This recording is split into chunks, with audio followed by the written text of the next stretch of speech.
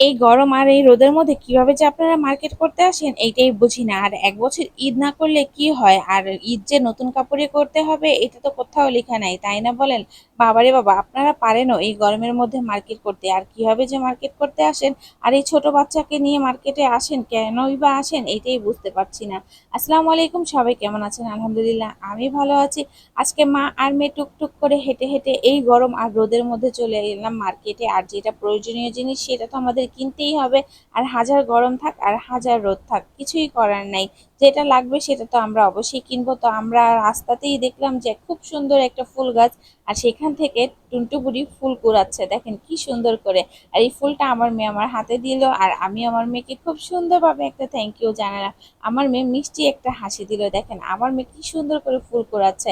আমার মেয়েটা আমার মতোই হয়েছে, যেখানে ফুল দেখে সেইখানেই দাঁড়িয়ে যায় আর বলে আম্মু ফুল ছিঁড়ে দাও। আর এই দেখেন কি সুন্দর করে যেখানে যাচ্ছে সেখানেই শুধু ফুল আর ফুল দেখছে। আসলে আমাদের এলাকাটা দেখতে অনেক সুন্দর। যাই হোক, এই যে টুনটুবুরি এখানে দাঁড়িয়ে আছে, এইখানে একসময় আমি অনেক খেলাধুলা করেছিলাম, আমরা অনেক গল্প করেছিলাম। আর এখন বড় হয়ে গেছি, ওই রকম কিছু করাই হয় না, এই পথে শুধু হেঁটে হেঁটে যাই।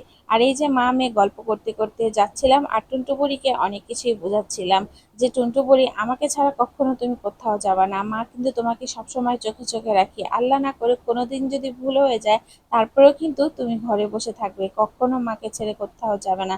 যদিও আল্লাহর রহমতে আমি আমার টুনটু বুড়িকে অনেক দেখে রাখি, নিজের জানকে অনেক কষ্ট দেই, তারপরেও আমি আমার মেয়েকে দেখে রাখি, কারণ আমি মা, আমি যদি পরিশ্রম না করি তাহলে কিভাবে হবে আপনারাই বলেন।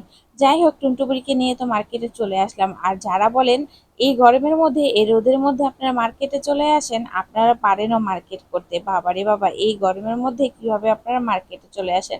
এক বছর ঈদ না করলে কি হয়? তাদেরকে বলছি ঈদ আমাদের সবার জন্য, ঈদ ধনী গরিব সবার জন্য হচ্ছে ঈদ। আর আল্লাহ সবাইকে নতুন জামা কাপড় কেনার সামর্থ্য দেয় না, তারাও কিন্তু আমাদের মতোই ঈদ করে। আর আপনারা যারা মাঝখান থেকে এইভাবে করে কথা বলেন তাদের উদ্দেশ্যে বলছে, মনে রাখবেন আল্লাহ কিন্তু সবকিছু দেখে। যাদেরকে এসব কথা শোনাচ্ছেন তারা হয়তো বা আপনাদেরকে ছেড়ে দিচ্ছে, কিন্তু আল্লাহ তাআলা আপনাকে কখনোই ছাড়বে না। এটা মনে করে সবসময় মানুষের সাথে কথা বলবেন। যাই হোক, দেখেন এখানে কত সুন্দর সুন্দর কাচের চুড়ি, দেখে কিন্তু অনেক ভালো লাগতেছে, তাই না? এখান থেকে দেখেন টুনটু বুড়ির জন্য আমি কাচের চুড়ি নিয়েছি, মাশাআল্লাহ। মেয়েটার হাতটা দেখতে অনেক সুন্দর লাগতেছে, তাই না? সবাই কিন্তু মাশাআল্লাহ বলবেন। তো কাচের চুড়ির কিন্তু অনেক দাম, যত সুন্দর ভালো ডিজাইন খুঁজবেন ততই দাম বেশি। আমার জন্য কিছু কিনতে চেয়েছিলাম, কিন্তু টুনটু বুড়িটা এত দুষ্টুমি করে, যদি না আমার হাত ছেড়ে কোথাও চলে যায়, তার জন্য ভয়ে আমি আমার জন্য কিছুই কিনি নেই, অন্য আরেক দিন কিনবো। যাই হোক, মা মেয়ে টুকটাক শপিং করতে করতে সন্ধ্যা হয়ে গেল। এখন হচ্ছে যাওয়ার পালা। আর মা মেয়ে যেতে যেতে অনেক গল্প করব, আর সেই গল্প কোনো একদিন আপনাদের সাথেও শেয়ার করব। আর সবাই আমাদের জন্য দোয়া করবেন, আমার টুনটু বুড়ির জন্য দোয়া করবেন। আজকের ভিডিও এই পর্যন্তই, সবাই ভালো থাকবেন, সুস্থ থাকবেন, আল্লাহ হাফেজ।